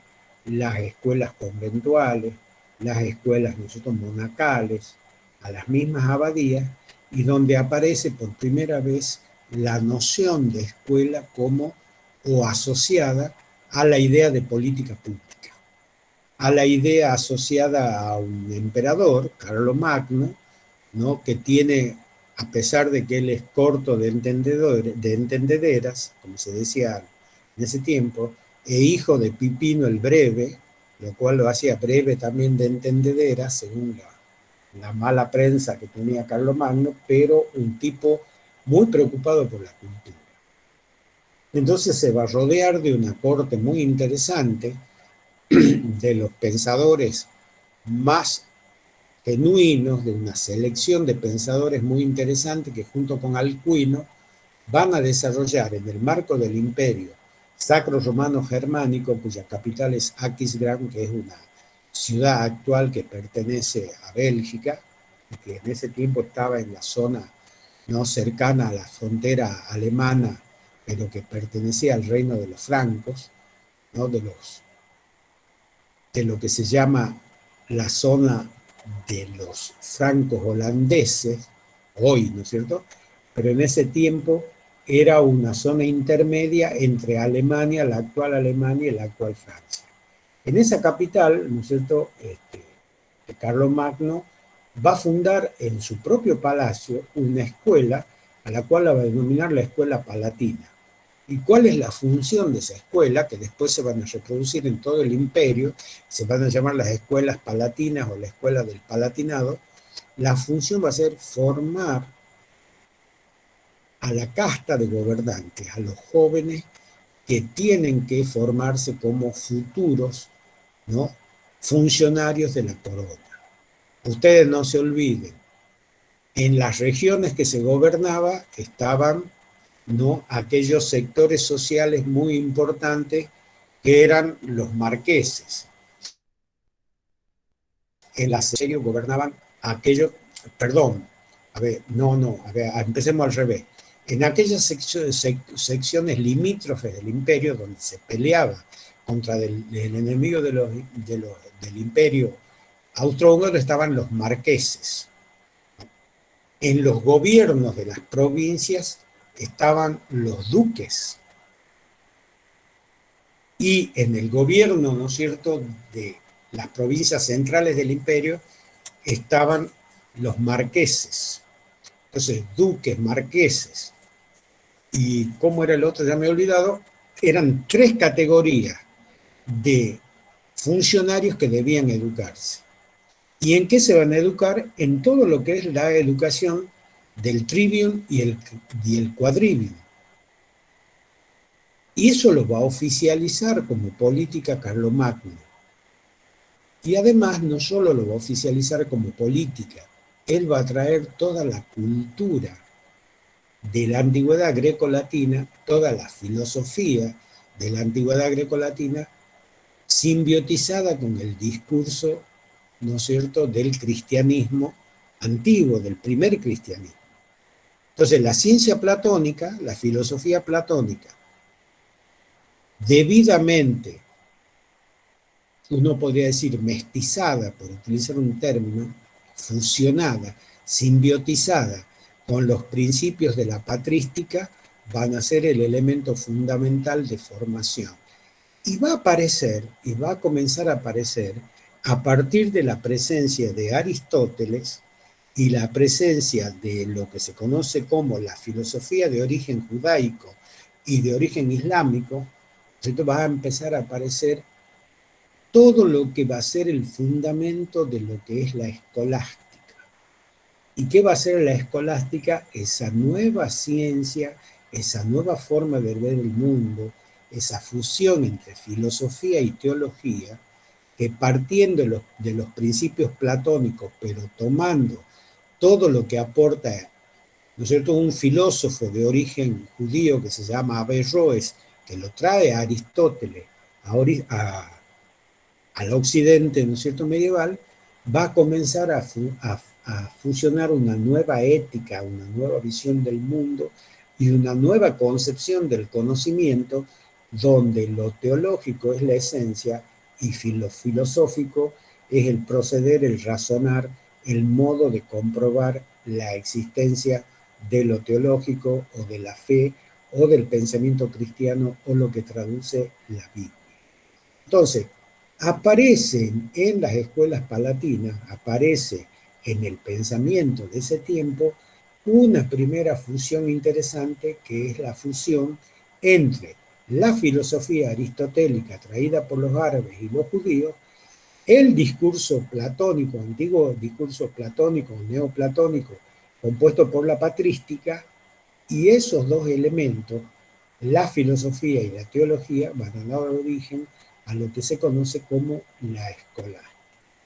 Entonces estamos en una frontera cultural interesante, que va a ser un señor que se llama Santo Tomás de Aquino, 300 siglos más tarde, la que le va a dar, ¿no?, el estatuto científico a la escolástica. Y escolástica, acuérdense, es una palabra que viene del antiguo latín, que quiere decir, proviene de scola, schola o escola, ¿no?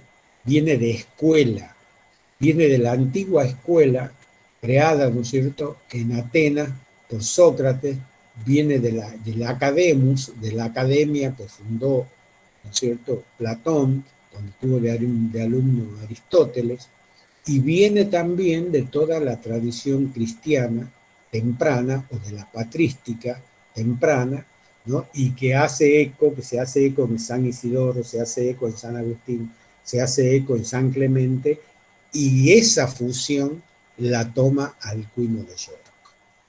Entonces, Alcuino de York es uno diría, los precursores, uno de los que introduce, uno de los que se interesa por esa nueva forma de hacer ciencia, y en particular una ciencia explicativa de la realidad, pero a partir de los escritos sagrados, que es lo mejor para encontrar la debida fundamentación, la debida argumentación, la debida demostración de la existencia de Dios, que la filosofía.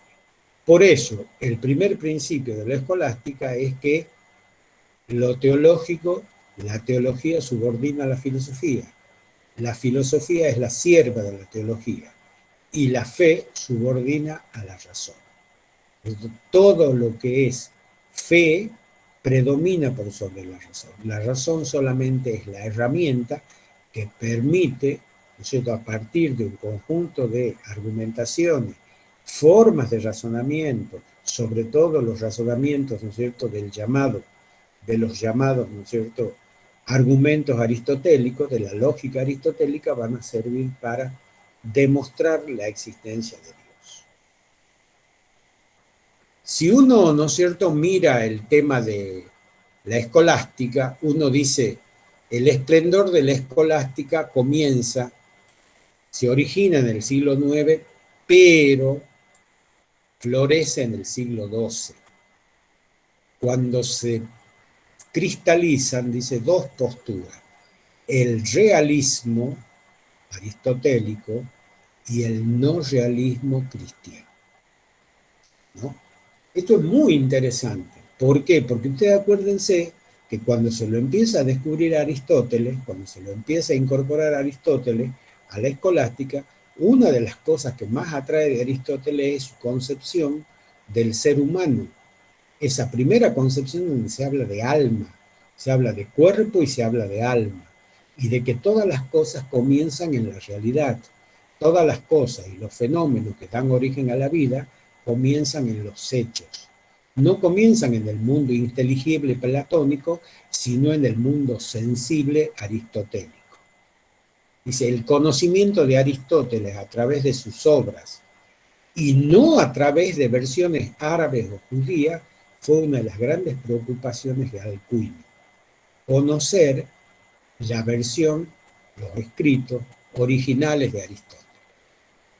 Y esto, dice, se da en el marco también del acceso y del permiso que la Iglesia le otorga a las órdenes mendicantes, y esto ustedes lo van a ver en la película El nombre es la rosa. Las órdenes mendicantes, acuérdense, eran los, ¿no es cierto?, franciscanos, todas las órdenes pobres, las órdenes que no vivían o que no acumulaban riqueza, a las cuales se las autoriza el Papa para que estudien. No solo para que estudien, para que comiencen a incorporarse a las escuelas monacuales, a las escuelas conventuales, a las escuelas urbanas y a las escuelas catedralicias, sobre todo, que florecen en la medievalidad tardía, que florecen en las grandes ciudades. Acuérdense, las catedrales, donde se construyen en las ciudades medievales que comienzan a emerger en ese tiempo, 1200, 1100, 1200. ¿Y qué son esas escuelas catedralicias? Son el antecedente de las escuelas urbanas, de esas escuelas donde el libro hecho por los copistas comienza a circular, donde comienza a afianzarse lo que se llama la cultura de la letra escrita. Y es el momento histórico donde a partir del siglo XI nacen, como proveniente de las escuelas, ¿no es cierto?, catedralicias, las universidades. Entonces, dice, la savia cultural y filosófica con que la escolástica alimentó la educación superior se debía a la gran presencia de órdenes religiosas en los claustros universitarios. Y el primer hecho, la primera cuestión que se va a abordar como situación que a mí me parece rescatable, además porque es un imperio medieval que intenta reproducir, por eso se llama imperio sacro romano germánico, intenta reproducir las características del imperio romano, que es el imperio Carlomagno, es el lugar donde esa escuela palatina va a dar origen a las escuelas catedralicias y va a dar origen desde las escuelas catedralicias al nacimiento de las universidades. Entonces, esa es una primera cuestión. De ahí dice que en las aulas, por ejemplo, de la Universidad de Salerno o en las aulas de la Universidad de Padua, se llenaban de estudiantes dispuestos a escuchar a Tomás de Aquino y a todos los intelectuales de la medievalidad tardía, de esta medievalidad del siglo XI y del siglo XII. La ciencia se va a transformar, ya vamos a ver qué ciencia, no estamos hablando de la ciencia experimental, de la ciencia observacional, de la ciencia comprobable mediante procesos, ¿no es cierto?, de observación y experimentación en laboratorio, sino la ciencia contemplativa, filosófica, ¿no es cierto?, va a ser el resultado, dice, de abstraer y ordenar los conceptos producidos por el entendimiento. La ciencia, dice, apunta, siguiendo a Aristóteles, en primer lugar, la ciencia que provee la escolástica, a estudiar en primer lugar el mundo de lo sensible. ¿Cuál es el mundo de lo sensible? Ya no interesa el mundo inteligible platónico.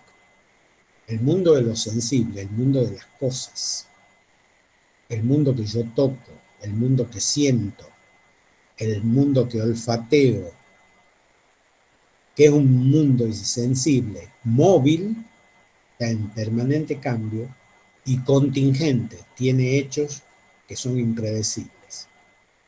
Entonces, ese es un primer aspecto que desde la visión aristotélica aborda, ¿no?, la escolástica como ciencia. Luego dice el estudio de las realidades. ¿Qué realidades? Las realidades humanas. Se refiere a todo lo que es lo social, a todo lo que es las relaciones entre seres humanos, la filosofía, la religión, las ciencias, ¿no es cierto?, del comportamiento, están muy relacionadas, por ejemplo, a prejuicios, a todo lo que es la cuestión de la mujer, la brujería, el esoterismo, todo aquello que atormenta al ser humano y que son las realidades, y que son las cosas, dice, inherentes a la materia. Y luego dice, debía el hombre despojarse de materialidad, nunca habla de la mujer, la escolástica, y apoderarse, estudiar la ciencia de lo trascendente, aquella ciencia de la fe mediada por la razón. Entonces ese era el tráfico con los fundamentos antropológicos y filosóficos de una educación medieval atravesado por la escolástica, donde la figura de Alcuino va a ser una figura trascendente, insisto, por dos motivos: por las escuelas que crea, por esta innovación filosófica, pedagógica, teológica que introduce, y porque lo hace en un marco de un contexto que es un Estado, un imperio, donde estas escuelas se reproducen en todos los dominios de Carlomagno. Aparece la noción o la idea de política de Estado. Ya no está sujeto a la voluntad de un señor feudal, ya no está sujeto a la voluntad de un varón, de un marqués, sino está sujeto a un emperador que es el primero que en su palacio funda en Aquisgrán esa escuela, y él asiste él con sus hijos, y el maestro, ¿no es cierto?, de Carlomagno va a ser precisamente Alcuino y su corte de amigos, el grupo de profesores que selecciona para traer, ¿no? La ciencia divina o fe se expresaba, dice, en el caso de la escolástica, por medio de la revelación. ¿Cuál es la revelación? El libro de los libros, el libro que es la esencia de los relatos, o sea, la Biblia. La razón ayudaba a la fe. La razón ayudaba a la fe. Era requerida para argumentar verdades de la fe con demostraciones racionales. Ahora yo quiero decirles una cosa. Una de las grandes crisis de la escolástica es no haber podido demostrar eso, más allá de sus esfuerzos. Nunca pudo demostrar la existencia de Dios mediante métodos racionales. Y hoy por hoy, y desde siempre, la existencia de Dios, o aceptar la existencia de Dios, no es una demostración, sino una creencia. Y eso ha sido uno de los grandes límites, ¿no es cierto?, que encontró la escolástica. No pudo demostrar por método filosófico, a través de la razón filosófica o a través ¿no es cierto?, de las formas de argumentación de la lógica aristotélica, la demostración de la existencia de Dios. La fe, dice, iluminaba la razón en aquellas verdades, pero no aportaba los elementos necesarios para, en una dimensión más ética, en una dimensión más, podríamos decir, actitudinal, había dos cuestiones que eran fundamentales en el proceso educativo de la escolástica: la virtud y la bondad. La virtud o hábito moral, ¿no es cierto?, que determinaba las buenas cualidades del ser humano, y la bondad como acto humano que se refería hacia sus semejantes. Dos condiciones fundamentales de la ética provista por la escolástica, ¿no?, y que nos llevaban, dice, a que en esa observación nosotros cumplamos con tres leyes fundamentales que plantea la escolástica. La ley eterna, que era la razón que gobernaba todo el universo, y la mente divina, la ley natural, que expresaba la subordinación de lo concreto de la ley natural a la ley eterna, y la ley positiva, que subordina todo al orden del bien y al orden de la razón. Fíjense qué interesante, ¿no? Claro, muchos, incluso yo encuentro algunos colegas que me dicen, ¿cómo extrañamos la escolástica? Me decía el otro día un colega, la cuestión, bueno, pero vos te referías al método. Y acá el método no es tan importante como es importante en lo que nosotros estamos viendo, los presupuestos teóricos y filosóficos de la escolástica como saber medieval, que no solo va a alimentar a las escuelas catedralicias, a las escuelas llamadas urbanas y a las universidades, sino que se va a atravesar como modo de conocer, como filosofía oficial, como conocimiento estatuido y dominante y propio de la medievalidad tardía. ¿Y qué era la educación? Voy a leer una definición de uno de los intelectuales de esa época que está fuertemente vinculado a Alcuino, y que ahí en el módulo está el nombre, y la nota completa está indicada porque como la nota era muy larga, yo hice un fragmento, ¿no es cierto?, que es Fregenio o Fragenio, ya me voy a acordar el nombre, y dice: la educación es la acción de conducir y promover a la prole al estado de perfección del hombre, en cuanto hombre, que es su estado de virtud. La educación tenía otros sinónimos: nutrición, acción de alimentar, criar, ayudar a los hijos a su desarrollo biológico; instrucción, educación propiamente intelectual o formación superior del hombre, en contraposición a nutritio. También era sinónimo de disciplina. El concepto tomista de educación, eso ya es un comentario, supone esencialmente un proceso dinámico que tiende al estado de perfección del hombre mediante la posesión, ¿no es cierto?, de las virtudes. Y además la educación, y ya estamos entrando en el método, era un proceso causal donde la causa eficiente, la causa final, la causa material y la causa formal eran los cuatro pasos. La causa eficiente es la que lo impulsa al hombre mismo a la superación. La causa final o la teleología de la educación habla de los fines. ¿Qué se quiere formar? La gracia y perfección del hombre.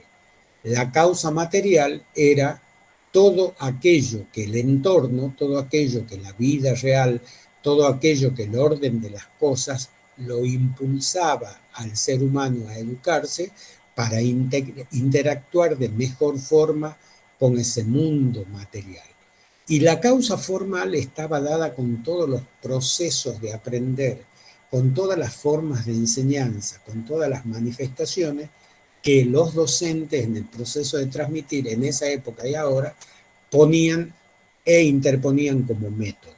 ¿Cuál va a ser la causa formal esencial de la escolástica?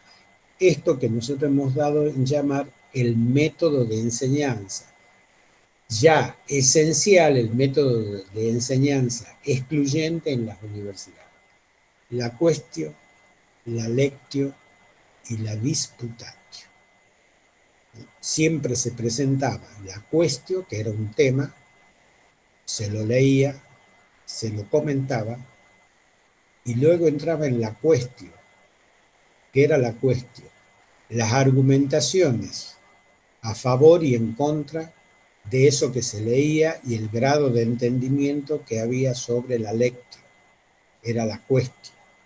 ¿Y qué era la disputatio? El debate que se abría entre distintos grupos, ¿no? En los cuales se separaban los alumnos y debatían acerca de los pros y los contras, de las cuestiones que son ciertas o las cuestiones que no son ciertas sobre el tema, ¿no?, leído, sobre el tema comprendido y sobre el tema debatido, ¿no? Esto dice que generaba un orden especulativo superior en las universidades porque exacerbaba el desarrollo intelectual de las personas, lo cual es cierto. Y esto también demuestra cómo el método es en esencia algo que no es un valor absoluto. En la medievalidad, el método va a estar subordinado a todo lo que hemos dicho de la filosofía y la teología. O sea, el método está subordinado no a la escolástica en sí mismo, sino a la concepción filosófica, a la concepción teológica, a la concepción de universo y a la concepción de revelación que plantea la escolástica. La lectio, la quaestio y la disputatio también pueden servir hoy. También se puede exponer un tema, también se lo puede analizar hasta comprenderlo y también se lo puede debatir hasta arribar a una síntesis superadora a partir de la oposición, ¿no?, de los enunciados. Así que bueno, el tema de la escolástica va a ser un tema muy interesante y va a florecer sobre todo en las universidades medievales que nacen en Salerno, en París, ¿no es cierto?, en los Países Bajos, en el norte de Italia, a partir del siglo XI. Bien, breve, pero ustedes además tienen los principios de la escolástica, tienen varios materiales de lectura en el módulo, así que como ya saben, estas clases son introductorias y como hemos dicho, son el marco teórico para su lectura. Bien, quedamos ahí. Preguntas, dudas, algo que no haya quedado claro, algún comentario que quieran hacer, Susana, Liz, Manuel, o alguna pregunta o algún chat que haya de los chicos, pero esa es una apretada síntesis, ¿no?, de lo que es la escolástica. Y bueno, la escolástica va a tener, así como va a tener un renacer, como es, ¿no es cierto?, a partir de Alcuino y de las escuelas palatinas y sobre todo a partir de lo que va a ser su desarrollo desde Santo Tomás en el siglo XII y XIII y su inserción en la vida universitaria como concepción filosófica y epistemológica, también va a empezar a tener, ¿no es cierto?, su crisis y su ocaso, su decadencia a partir del siglo XV y del siglo XVI, aunque renace luego con la famosa escolástica renacentista, que es todo lo que va a encarnar el Ratio Studiorum jesuítico y todo lo que es la pedagogía de la evangelización que viene a América, porque ya saben ustedes que nuestra conquista espiritual, nuestra conquista, ¿no es cierto?, cultural y religiosa estuvo en el marco de la llamada del Ratio Studiorum o de la escolástica tardía o de la escolástica renacentista. Así que no nos tenemos que olvidar de eso, pero aquí estamos viendo los orígenes de la escolástica, los orígenes de la universidad, de dónde proviene y cuáles son sus fundamentos filosóficos. Ya acuérdense, Platón queda de lado, aparece Aristóteles con esta vida que es una vida sensible, aparece Aristóteles con su lógica formal y aparece Aristóteles con la visión del mundo, pero esa visión del mundo siempre va a estar subordinada a los escritos fundamentales y en el caso de la escolástica va a ser la Biblia. Es una linda simbiosis entre una filosofía empirista es la filosofía aristotélica, y una filosofía trascendente, creacionista, un discurso creacionista fundamental, que es el discurso teológico cristiano del Nuevo Testamento, o de lo que se llama la patrística occidental. Bien, hasta ahí llegamos. No los agobio más. Me da la sensación que esta clase ha sido media densa, no sé por qué. Díganme ustedes, chicos, y si no... Es que el tema es bastante interesante, profe, es muy interesante el tema, pero sí es como pesado, a eso se refiere, no es que la clase sea aburrida ni nada, pero es como pesado el tema. Claro que sí. Es denso y a nosotros mismos nos cuesta. Sí, sí, Muy escucho. bueno en el sentido de que ahora también estamos viendo historia social general, otra materia para algunos, digamos, que lo están haciendo en que es una cátedra de formación general, digamos, y que toca más o menos también este periodo de la historia. Entonces eh, vemos cómo van siendo transversales todos los conocimientos y todas las materias un poco se relacionan en algún punto. Entonces sirve también para entender algunos conceptos que se amplían más en una materia o en otra. Entonces en ese sentido está bueno cómo van conversando. Me alegro de que podamos coincidir, aunque no nos hemos visto nunca con esos profesores. ¿Eh? Pero está bueno, ¿no? Está bueno lo que Sí, dice. hemos visto todo de la transición del feudalismo al capitalismo. Bueno, empezamos primero con todo lo que es Roma, Grecia, el catolicismo, todo eso, después pasamos al feudalismo, capitalismo, revolución industrial, revolución francesa, revolución hispanoamericana. Es toda una mezcolanza ahí de una ensalada, como se diría, de conocimiento entre los auges, las crisis del siglo XVII, del siglo XIII, del siglo XII. Entonces ya no, quedó la cabeza como explotada. Bueno, Pero sí es... eso pasa y está bien, está bien. Me alegro el término ese de cabeza explotada, porque un fundamento para construir la identidad del estudiante universitario es esa, es salir del modo secundario de estudiar, memorístico, lineal, sin contradicciones, sin ideología, sin crisis, y entrar a una forma de conocimiento superior donde, como yo les decía, la simpleza, la linealidad, un poco la queremos dejar de lado porque eso representa la inmadurez de la adolescencia, por decirlo entre comillas, y el paso de una adultez en la forma de conocer, ¿no? Acuérdense, ustedes se van a encontrar con estas crisis. Bueno, pero eso es bueno. Si la asumen y se problematizan, es bueno. Si ustedes, digamos, lo rechazan y, bueno, y tienen resistencia a esto, bueno, esa identidad de estudiante universitario va a ser difícil de construir, va a ser más lenta en ¿Sabes el... lo que pasa, profe? ¿Sabes lo que sucede? Es que el fin de semana nosotros teníamos nuestro primer parcial con historia, ¿sí? Y la verdad que hemos todos, bueno, seguramente muchos de mis compañeros que están acá, hemos pasado una situación fea por el hecho de que 2 veces han tenido que subir el parcial, se cayó la página 2 veces, ¿por qué no? Porque nos pusieron un tiempo de 30 minutos y la verdad que eran 20 preguntas con múltiples respuestas. Se recontra mil trabó el campus, o sea, a tal punto que no se podía avanzar, se caía, se volvía, se caía, se volvía, y hemos quedado como todos asustados, porque obviamente es nuestro primer parcial, y la verdad que quedamos todos como muy resentidos, así asustados, pero bueno, es obviamente como usted dice, recién estamos empezando, y a poquito ya nos vamos a ir familiarizando con todas las problemáticas y demás que puedan surgir. Entonces, por eso los compañeros han quedado como asustados, pero ya estamos familiarizados porque obviamente tuvimos que estudiar para el parcial del sábado. Qué interesante lo que dice usted, porque eso pone en blanco y negro algo que no quiero que se entienda como crítica, pero sí como señalamiento.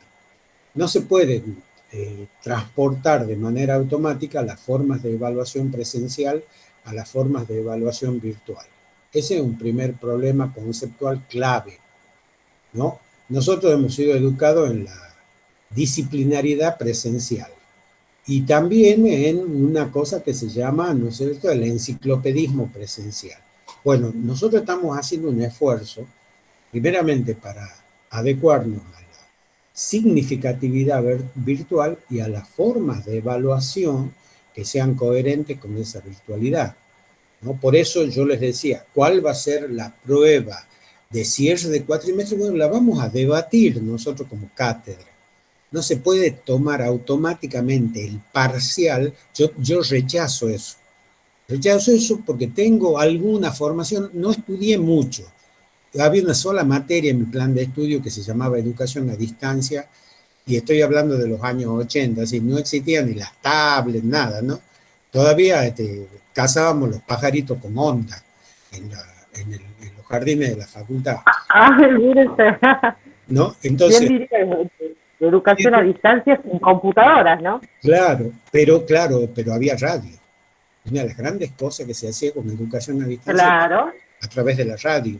Y llegaba a todas partes, ¿no? Los programas de radio. Me acuerdo del Consejo de Difusión Cultural de la provincia, que tenía un excelente programa de radio de educación a distancia. Y se daba para la Escuela de los Cerros, todo. No, había cosas. Y también estaba la televisión, menos. Pero bueno, no importa. Yo voy al hecho. Ustedes van a ver, nosotros tenemos una matriz modular donde ustedes nunca van a ver que la cantidad de páginas de cada módulo supera las 40 o 50 carillas de la bibliografía básica y no pasa de las 25 hojas. ¿Por qué? Porque apelamos a la significatividad, no a la, ¿no es cierto?, al enciclopedismo. Primera cuestión. Que sea un aprendizaje significativo, quiere decir usted. Lo significativo creemos que es lo esencial, lo que hay que saber. No todos los adornos y todo eso, que yo creo que los historiadores tienen tentación en eso, dar mucha bibliografía al vicio, sabiendo que eso no se lee. Entonces, segundo, la modularidad también nos plantea otra cuestión básica. ¿Cómo tiene que ser el proceso de aprender? ¿Dónde tienen que estar los énfasis? Los énfasis están en las consignas. Y si ustedes se fijan, las consignas son más bien reflexivas que ir a una página y dar una respuesta en función de este pedazo lo recorto y lo pego. Bueno, eso no existe. Sí, eso sí lo hemos notado, que son más bien reflexivos, de armar la pregunta-respuesta. Vendría a ser. Y otra cosa que usted también va a notar, la construcción del conocimiento es una construcción transversal. Por eso nosotros siempre insistimos en el grupo. Entonces uno verá las películas, el otro leerá los textos, el otro verá la película de ficción. Todos traen lo suyo e integran en el grupo. Es una amalgama que se hace con parte. Es como una receta.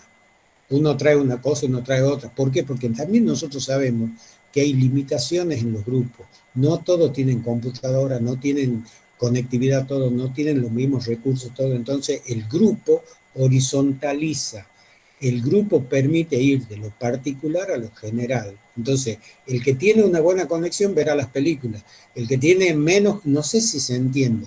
Ya sé que no todo lo podemos hacer en grupo, pero la cuestión grupal es fundamental en la educación a distancia porque permite esto que se llama la distribución de las responsabilidades.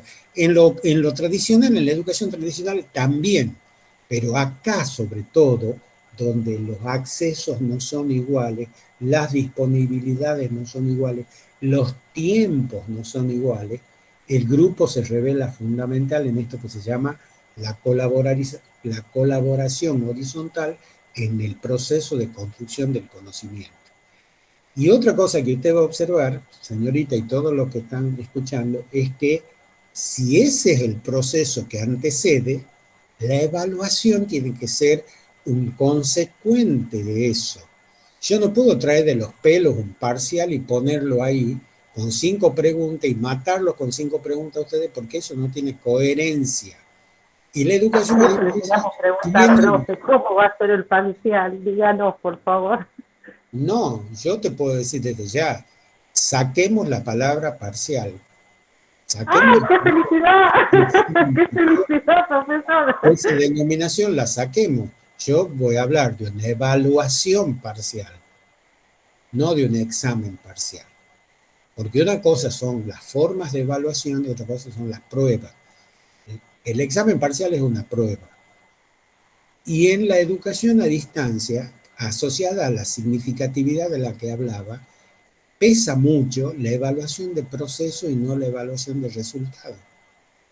La evaluación del resultado es el consecuente de un antecedente. Si ustedes van haciendo bien todos los módulos, si ustedes van presentando en tiempo y forma todos los módulos, si ustedes se preocupan por conectarse a las clases, si ustedes recuperan, nosotros vamos viendo que están haciendo un proceso. Bueno, la evaluación va a ser consecuencia de ese proceso y la prueba será adecuada a ese proceso. No sé si se entiende. No se pueden traer de los pelos cosas de la presencialidad y aplicarla automáticamente a la virtualidad porque eso no funciona. ¿No? Yo eso le digo porque no solo trabajo en filosofía y letras, yo soy coordinador del área pedagógica de la Facultad de Arquitectura. Y por ejemplo ahora tenemos un problema totalmente serio e imposible de resolver en la virtualidad con los talleres de arquitectura, con las láminas, con el funcionamiento del taller, porque el taller no es una cátedra, es el lugar donde se hace. Bueno, ¿cómo se hace en la virtualidad? ¿No? ¿Cómo se diseña en la virtualidad? Bueno, ese Eso debe ser bastante complicado. claro, yo no tengo nada que ver, yo coordino un grupo interdisciplinario ahí, pero los profesores que son especialistas, los arquitectos, y no le encuentran, como se dice, el agujero al rosquete, todavía, ¿no? No le encuentran la vuelta de cómo hacer un taller virtual, es un contrasentido, porque el taller es el lugar del hacer. Ahora, se puede hacer también en cosas virtuales, bueno, ¿cómo se hace? Ese, por ejemplo, es un tema que hasta ahora ha pasado un año y no lo podemos resolver. No sé si se entiende, entonces no es tan fácil, pero sobre todo un método tiene que tener coherencia. Así como la escolástica, el método de la escolástica tenía una muy buena coherencia, el método de los procesos de pedagogía a distancia, los formatos virtuales o las pedagogías remotas, tienen también un método y yo no puedo reproducir de manera automática y acrítica las pruebas de evaluación de la presencialidad sin adecuarlas o sin someterlas a la criba de la adecuación crítica a la virtualidad. No se puede. No sé si se entiende. Y eso es como de cajón. Pero bueno, yo no sé, no quiero, yo nunca hablo, no emito juicio de valor ni nada sobre lo que hacen otros colegas, pero sí enfatizo las cosas que tratamos de hacer nosotros como cátedra, sobre todo en una cátedra de primer año, donde, bueno, tanto en la época, ¿hace cuánto que estamos nosotros, Liz? Desde 2009, 2008, ustedes están de antes. La presencialidad siempre ha sido un desafío muy fuerte, hemos trabajado mucho con eso. Y ahora en 2 años, no es que porque hayamos hecho 2 años le hemos encontrado la vuelta a este tema, seguimos aprendiendo, seguimos ¿no? explorando, indagando. Y yo le voy a decir más una cosa, señorita, y a todos los que me escuchan. Es como dice el Martín Fierro, es preferible aprender poco pero bueno y no mucho pero malo. Entonces nosotros vamos a llegar con la materia hasta donde nos den los tiempos. Pero eso que lleguemos, a ustedes les tiene que servir. Y no por abarcar mucho, porque hay un programa, porque hay contenido, porque hay... demos cosas que no quedan, que no sirven. Claro, usted va a ir más al punto de la calidad y no tanto de la cantidad. Así es, exactamente. A eso se refiere cuando hablamos de significatividad en los textos. Cada módulo está calculado en este sistema modular, porque no es el único, el que hemos adoptado en la cátedra, para esto que yo les decía. Hay una bibliografía básica y obligatoria, donde cada clase, por ejemplo, ustedes vean el módulo, síganlo al módulo en la estructura, la clase 5, creo, la clase 4, no me acuerdo cuál es, tiene exactamente 12 hojas o 24 carillas. Y la otra clase tiene exactamente esa misma proporcionalidad. Y eso, si vos lo dividís en 6 preguntas de una clase y en 6 preguntas de otra clase, te da un promedio de aproximadamente, términos siempre cuantitativos, ¿no? Media carilla, término medio, por cada pregunta. Una cosa así. Tiene hasta un orden, el módulo tiene hasta una estructura matemática. Está relacionado con las consignas, está relacionado con la información y está relacionado con la significatividad de los saberes. Yo no puedo meterle 100 hojas en un módulo de bibliografía, primero porque ya no es básica. Y segundo, porque no es significativo. Hay un trabajo de selección de esa bibliografía que uno le da vuelta, le da vuelta, le da vuelta y le da vuelta, porque además primero hacemos las preguntas y después nosotros buscamos las respuestas. Ese es el otro tema. Hay gente que con la bibliografía hace las preguntas. Bueno, está bien, eso en la presencialidad funciona. No sé si a mis compañeros también se está escuchando muy entrecortado, profe. ¿Cómo? Se está escuchando muy entrecortada la comunicación. No sé si es mi internet o de mis compañeros. No sé, yo creo que yo no tengo acá amenaza de comunicación. No sé cómo se me escucha Susana, Liz, no sé cómo me escuchan los otros chicos. Capaz que a lo mejor tienen un problema en su dispositivo. Bueno, yo creo que eso es, ya no hemos pasado 6 minutos, pero me ha parecido muy, muy fecundo este diálogo que hemos tenido ahora, porque eso también en algún momento quiero que ustedes lo aprecien a este proceso nuestro, a este esfuerzo de la cátedra por trabajar modularmente los saberes. Vuelvo a repetir, no es la única forma de enseñanza a distancia, pero creo yo, habiendo explorado las cosas, que es el que más se adecua a este tipo de materias, además, y a este tipo de saberes, que son los saberes culturales o de las ciencias sociales. Si fuese matemática o si fuese física, yo le puedo asegurar que no andaría, ¿no? Porque son otros los saberes que hay que enseñar, que es el otro tema que hay que tener en cuenta. Bueno, no sé si quieren aportar algo, chicas, Susana, Liz, Emanuel. Todos ya se quieren ir a comer, le veo una cara de una gana de querer comer. Qué bueno que está para un Todos queremos ir a